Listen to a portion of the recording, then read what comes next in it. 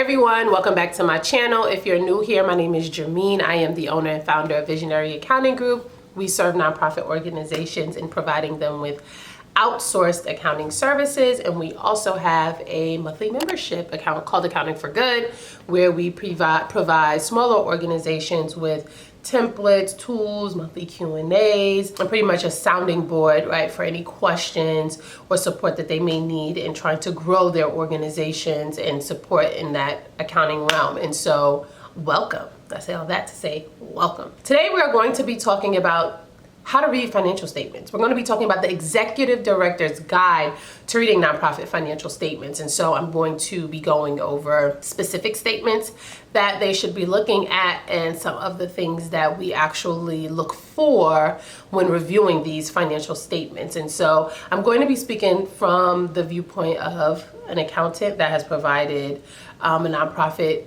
executive director with these financials and some of the things that I'm hoping they look at to provide context even to us, right? And so there are things that we're highlighting, we're going over, but you are the expert in your organization, and so you too should be combing through these numbers, looking at certain things, asking certain questions, and flagging certain things. And so if you're interested in knowing what those things are, then keep watching.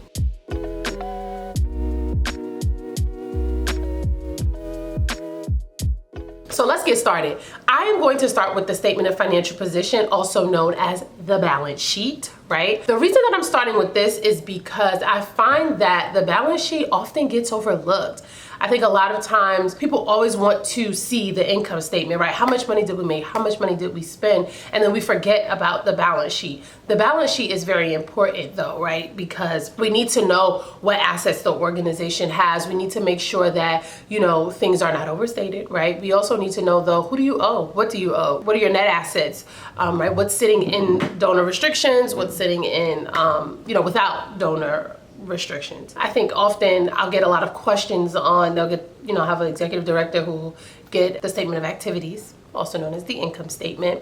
And let's just say they'll look in there, our income is negative, right? They immediately jump to that bottom line and looking at that negative income. But a lot of times they're looking at the income statement, but they're not looking at it in conjunction with the balance sheet, which speaks to each other, right? And gives a full picture. And that's why I want to start with the balance sheet, right? And so at a very basic, low level, the balance sheet is like a snapshot of your organization's financial health. You have your assets, your liabilities, and then your net assets, right? And so when thinking of this financial statement, there are a few things that is important to look at, right? And so one, when we're looking at assets, one, we want to know, is this true, right? Is this true? So typically we're looking at what cash is sitting in the bank, right? And so as an executive director, does that look odd? Is there any more or less money sitting there that you thought, right, should be there? We're looking at fixed assets, right?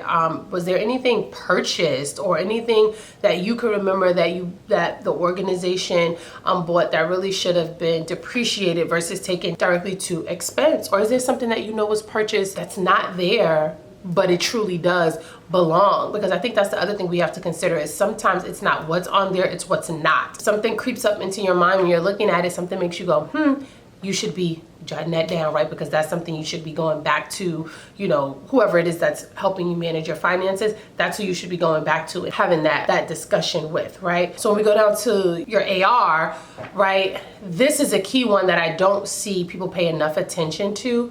And oftentimes we'll see pledges or, open invoices that have been on the books for months and months and months without any discussion about whether or not this open invoice or this open pledge is even still collectible. Should it be written off? Do we even expect to receive this? Should it have even been put on the books, right? That's one thing that I like to say, even when you're looking at the balance sheet, if you have AR on there, that should really be supported by a schedule, whether you're running your AR aging and then supporting that with what's truly open, right? You should be looking at the detail there, because a lot of times we found that, we might get an executive director who's like, oh no, you still have $50,000 here from XYZ. We received that, or I'm pretty sure we received that, because that says to us, uh-oh, something's happening here. There's a disconnect, right? And so ultimately, you get the gist, right? It's really combing through and asking questions when anything arises that you're unsure of, or that honestly makes you a little like, not sure about that. You should ask. When you get down to your liabilities, right? These are things like your credit cards, if you have a line of credit, loans, right? I think a big thing is like the mishandling. One of the common things that I see is the mishandling of loans, right? And so making sure that the loans are on the books when payments are being made. We are, you're recording principal and interest, right? That's being reconciled. That is something to make sure that is being done on a consistent basis, right? I often see sometimes there'll be some credit cards, but like not all, or it'll be this person's credit card, but the executive director, is using another card that's not connected. And when I say connected, I mean, for example, to QBO. That means we're underreporting, we're understating, right?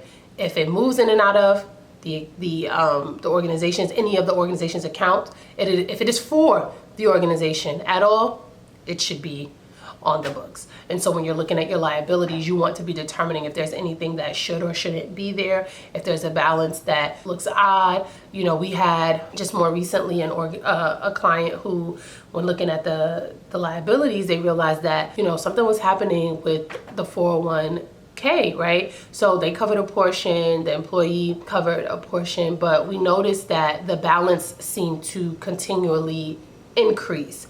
And normally, what ends up happening is you put the liability on the books, but as it's paid, you then reduce it, but it looked like it had not been being reduced. And come to find out, the company with which the 401k was held was not taking out those payments. And so if we didn't recognize and flag that, hey, this balance is continually increasing, which then called the executive director to call into question what was happening there as well, we would have never known that, right? And so that's just an example. And then ultimately, you get down to your net assets. The key here is knowing, once you get to your net assets, is what are your net assets with donor restrictions and what are your net assets without donor restrictions, because this helps you moving forward to know how much you're actually playing with, right? What do you have to use at will, meaning, to your own discretion? And then what do you have that actually came with stipulations? And is there a plan for how these funds will be spent? Are you tracking this appropriately? If anything looks off with those numbers, those two should be supported, right? And so one of the things that we like to do is we like to have schedules for the items on the balance sheet, so that if you're ever wondering like what actually goes into this number, or why does this number look like it is continuing to increase or decrease, we can go back to the schedule and actually quickly point out what's actually going on there. And so that's what you want to be looking for, right? And so let's move on over to the income statement. The statement of activities, as it's called in nonprofit land, is also known as your income statement, also known as your profit and loss statement, right? This is going to be the sum of your income and your expenses over a period. Typically, we're looking at these, right, month to month. We're typically comparing, where you are year to date last year, right? Whatever makes sense for your organization. And so it is essentially highlighting how much money the nonprofit has brought in and how much it's spent and what's left over, right? Very, very clear, right? What are you looking for? Typically, when you're looking at your revenue, you want to be paying attention to whether or not your revenue is aligned, right, with your budget. You want to look at whether or not you're meeting fundraising goals. You want to see if there are any areas that look a little bit odd. According to you, you guys were supposed to receive $1 million grant, but the income looks a little bit like this past month. Is something happening here? Someone's skimming off the top? Or is it, is it sitting in AR, but it really should have been taken straight to income, or vice versa, right? These things start to pile up in your head. When you start thinking about your expenses, right, you want to start ideally thinking about whether or not these are in line with what we said we would be spending, right? So when you're thinking about looking at your expenses in relation to your budget, are there any expenses that are significantly lower or higher than what you would have expected? Because a lot of times that means that we need to dig into the numbers, because maybe that just might be true, but also maybe something might be happening there that we need to be aware of and catch it as soon as we see that it's happening versus waiting till later. Then, what is that net income, right? Like, are you in the negative, right? is the, and when if you are, let's just say, in the negative via your forecast, does it look like you guys are going to be negative over the next couple of months, right? Are we having a cash flow issue, or are we positive and it looks like we have a little bit extra money that we can think about investing and doing different things with, right? And so we can't have that discussion if we don't know what's really going on, right? And so as executive director, it is your job to comb through these so that you can ask the right questions, because depending on those answers determine, right, what your next best move is going to be. Next, we want to talk about the statement of functional expenses. This is often overlooked until the end of the year when it's time to file the 990, and that is a mistake. We need to be looking at these on a consistent basis. One, because we need to determine, are you over leveraged in any area? Is there any area that actually needs some attention? We know that funders, they place this whole best practice in relation to how much rather of your expenses should really be bucketed into administrative, but we also know that a lot of those administrative expenses support your program operations, right? And so we need to know, what do you have sitting in these three buckets, that admin, program, and fundraising bucket? Because do things need to be shifted around? Do we need to be making a different decision based off of what we've seen?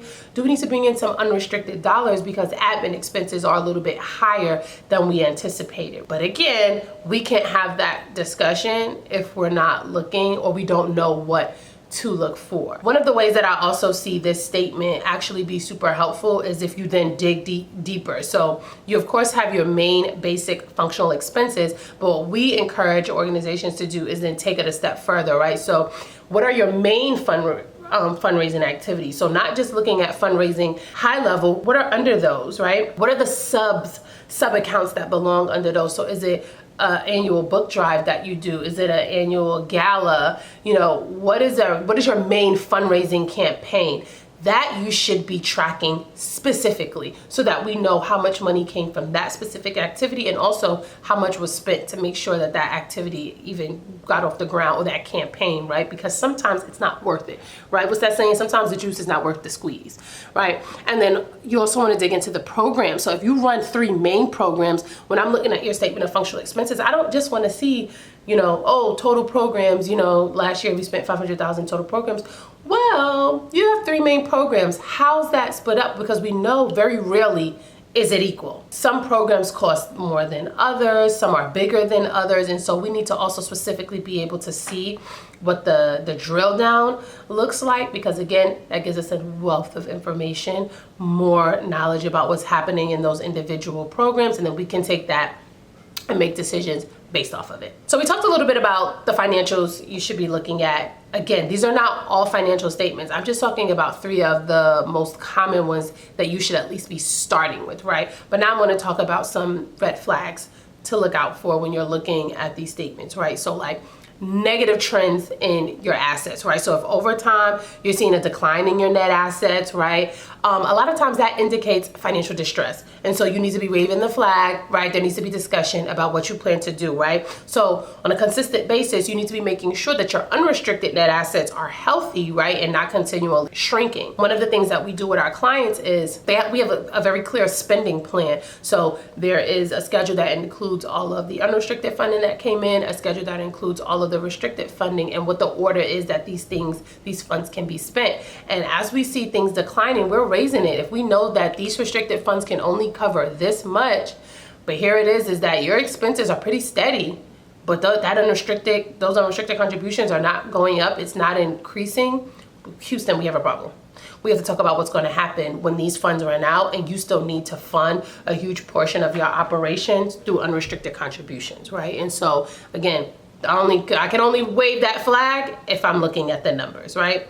The other thing you want to be looking into, kind of mentioned it, is like high admin / overhead costs. And we don't want to look at it blanketly, is it high, right? Because we know that you have to have admin support, right? However, you want to be keeping an eye on it to see that if it's commensurate with how you're actually operating, right? Because we know if these expenses get too high, it could be a signal about operating inefficiently, right? There might be some things that we can do to trim that down. And so we want to aim for the level of overhead needed to run your organization. I hate to say aim for low overhead because that may not be the case blanketly for all organizations, right? You want to aim for the level absolutely needed, That's what you want to aim for, not less than, because if you really need, and again, this is just a random example. Let's just say if you really need 3 people, but you're like, I'm going to lean in and try to figure out how I can get 2 and then maximize those 2 people, you're cutting your organization. And not to mention, that's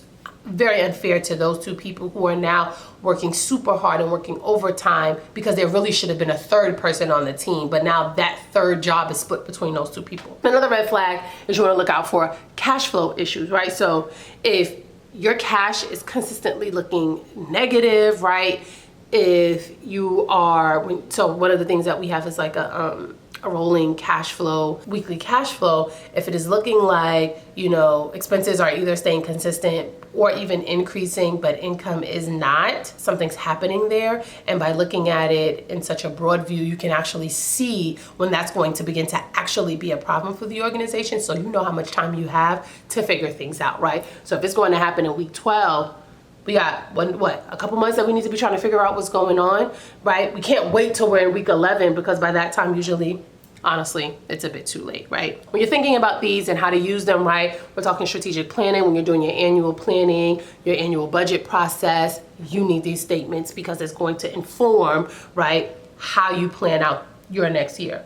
Board reporting, you got to report to the board, right? And so you need to make sure that you understand the numbers so that when you're being asked questions, you're not unsure. A lot of times, you know, the executive directors leave all of the financial management to the bookkeeper or to that loan accountant that sits in the back. But when they're presented to the board and the board has questions, you can't answer. You don't want to have that happen. If there's a number on the financial statements that you do not know or understand, you need to get clear. And then lastly, fundraising and any sort of like donor communication that you're doing, right? So understanding these statements, right, is going to then translate to you being able to clearly communicate what your fundraising needs are, right, what the gaps are. And then that way, when you're doing your donor communications or your donor campaigns, whatever it may be, you're very clear in your ask. You know what it's needed for, you know how much you need, right? And it helps you to confidently go after these funds. And it also increases donor trust in how you're stewarding those funds because of your ability to be transparent. That is kind of, as an executive director, some things that you need to be looking into, considering as you're reading the financial statements.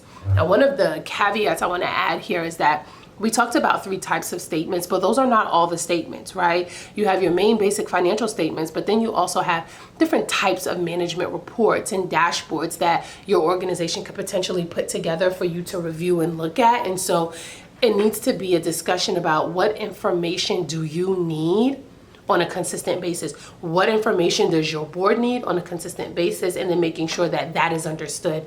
You're able to read those statements, you're able to understand what it's telling you so that you can go forth, right, and prosper. If you have any questions, as always, please put them in the comment box. I'll see you guys in the next video. Bye.